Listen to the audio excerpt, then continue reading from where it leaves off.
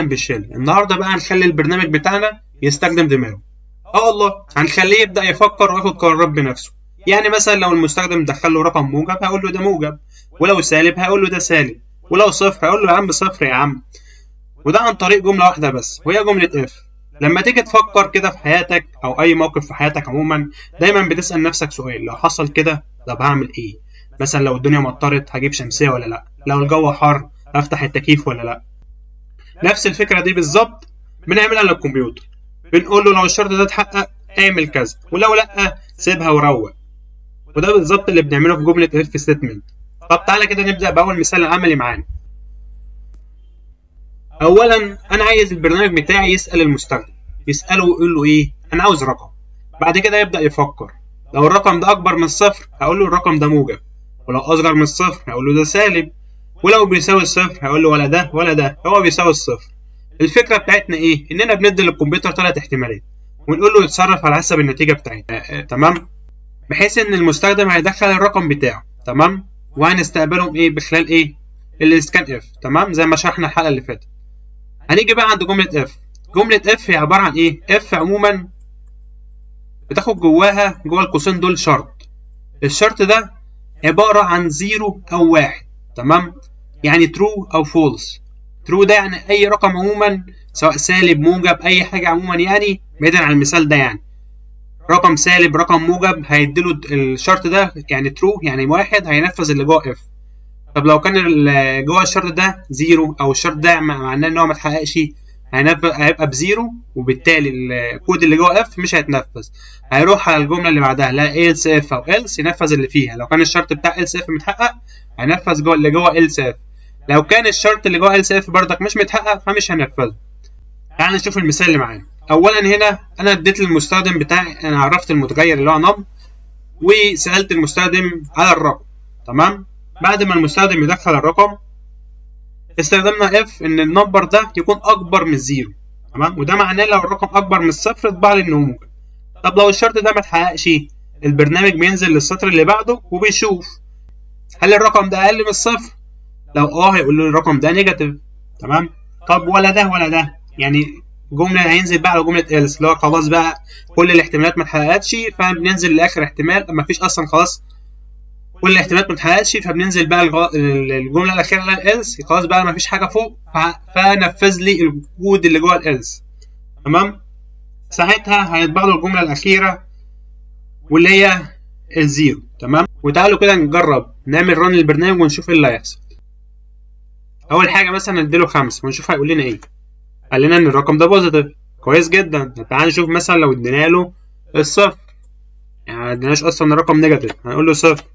قال لك ان الرقم اللي طلع ده زيرو. قشطه، تمام. يبقى كده البرنامج بتاعنا شغال تمام ومفيش فيه غلطات. تمام؟ ناخد المثال التاني.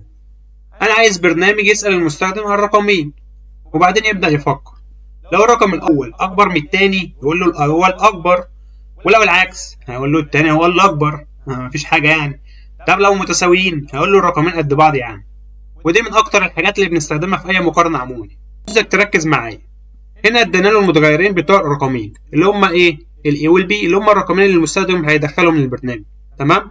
وخلاص استقبلناهم هنا من المستخدم. هنيجي بقى عند جمله اف. هو قال لك اذا كان الرقم الاول اكبر، اللي هو اذا كان الاي اكبر من البي، اطبع لي ان الاي اللي هو الرقم اللي هيطلع اللي احنا هنطبعه هنا اللي هو الاي. تمام؟ زي ما احنا اتفقنا في شرح برنت اف، المودولس دي ده عشان بيعبر ان في رقم هنا هيطبع. تمام؟ is greater than اللي هو البي. ولو العكس else if ان البي هو الاكبر فهيطبع له ان البي هو الاكبر. طيب else اقول له both number are equal. تمام؟ او ممكن حتى نحط else if ونكتب له مثلا هنا، يعني ممكن else if. تمام؟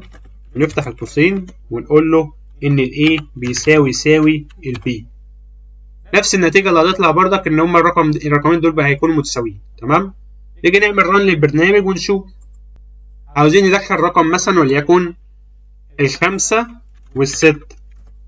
قال لك ان ال6 is greater than. تمام؟ طب تعالى كده ندخل رقمين قد بعض 5 و5. قال لك both number are equal. تمام؟ فالدنيا كده تمام والبرنامج اشتغل تمام. تعالى كده نشوف else، نحط else تاني ونشيل الكونديشن ده. تمام؟ وباختصار يعني إلس الأخيرة دي بمثابة خطة طوارئ.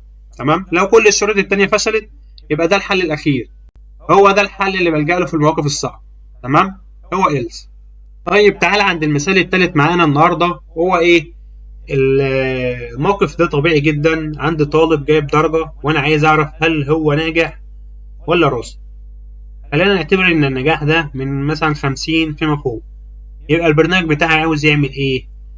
عاوز يحسب الدرجة بتاعتي، لو كانت أكبر من 50 أو تساويها هنقول له أنت ناجح، غير كده أنت راسب. تمام؟ مش هنقول له بقى إلس إف ولا الكلام ده.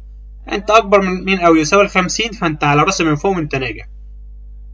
أنت أقل من 50 أنت على راسب برضك من فوق وساقط.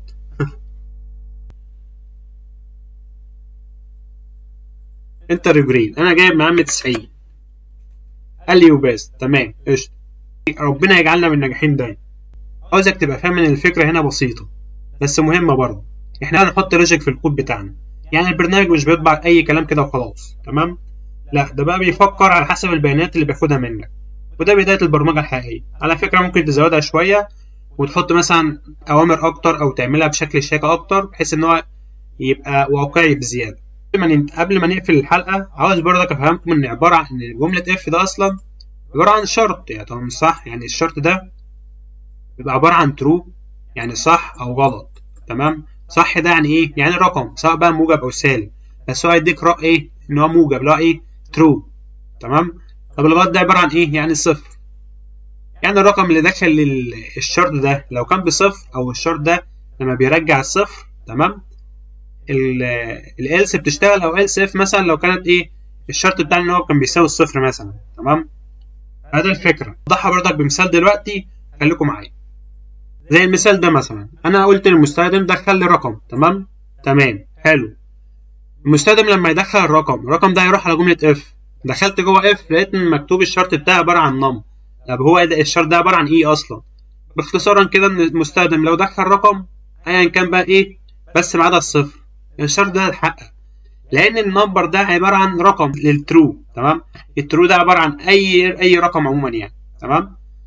وبالتالي لو الرقم ده كان زيرو فالنمبر ده هيريتيرن فولس اللي هو بايه؟ بزيرو. فالشرط ده مش هيتحقق، هينزل لجمله else اللي هي بتاعت الطوارئ ويروح منفذ ايه؟ الجمله بتاعتنا اللي هي برنت ايه؟ زيرو. طب تعالى كده نجرب ونشوف. نعمل رن للبرنامج ونشوف الرقم اللي لو احنا دخلنا مثلا ايه؟ رقم 5 مثلا، هقول له از نمبر يا عم. طيب لو دخلنا -5 از نمبر برضه، غريبه جدا. طب ما تيجي ندخل كده زيرو ونشوف ايه اللي هيحصل. زيرو ونشوف اللي هتطلع لك زيرو. هنبقى عارفين ان اللي جوه الشرط خيارين. تمام؟ لا اما ترو لا اما فولس. ترو عباره عن كل الارقام عموما ما عدا الصفر. فولس هي عباره عن زيرو. تمام؟ فممكن بدل ما اكتب شروط واف يساوي الزيرو، اف اكبر من الزيرو، مش عارف الحاجات دي، لا انا هقول له ايه؟ بص، الشرط بتاعك عباره عن النمبر اللي المستخدم هيدخله. اذا كان اصلا الرقم ده موجب او سالب او اي رقم عموما اقول له انك بتدخل اصلا نمبر. تمام؟ طب لو اصلا المستخدم دخل زيرو الشرط مش هيتحقق. تمام؟ فهيروح لجمله else بتاعت الطوارئ وقام راح طابع له كلمه ايه؟ زيرو. انت ما دخلتش حاجه بالظبط. بص، هيطبع له جمله ايه؟ برنت زيرو، اللي هو هيطبع له زيرو على الشاشه لانه هو دخل زيرو فالشرط ما اتحققش، فنزل لجمله else فطبع له جمله ايه؟ زيرو. حابب بس في نهايه الحلقه ان انا عايزك تكتب برنامج يقرأ درجة الطالب ويطبع التقدير المناسب بتاعه. تمام؟ وشوف بقى حتة التقدير ده بتاعتك انت. احنا في المثال التالت هنا احنا عملنا حوار اللي هو الحوار ايه؟ الجريد، اللي هو مثلا ايه؟ اذا كان اكبر من 50 او يساويها فبيبقى ناجح، اذا كان اقل فبيبقى ايه؟ ساقط، وهكذا. تمام؟ فاحنا عاوزين بقى نطبع له حتة التقدير، يعني نعمل ايه؟ نعمل محاكاة بقى ايه؟ احسن من البرنامج ده. يعني مثلا لو من 85 ل 100 يقرأ له excellent، لو من 70 ل 85 يقول له very good، لو من 50 لأقل من 50 ل 70 مثلا أقول له إيه؟ يباس. حاجات زي كده. أقل من فين؟ شوف بقى الحل بتاع البرنامج ده يتكتب إزاي، أو أنت اكتبه ونفذه عندك على الجهاز وبصيه في التعليقات. مستنيكم.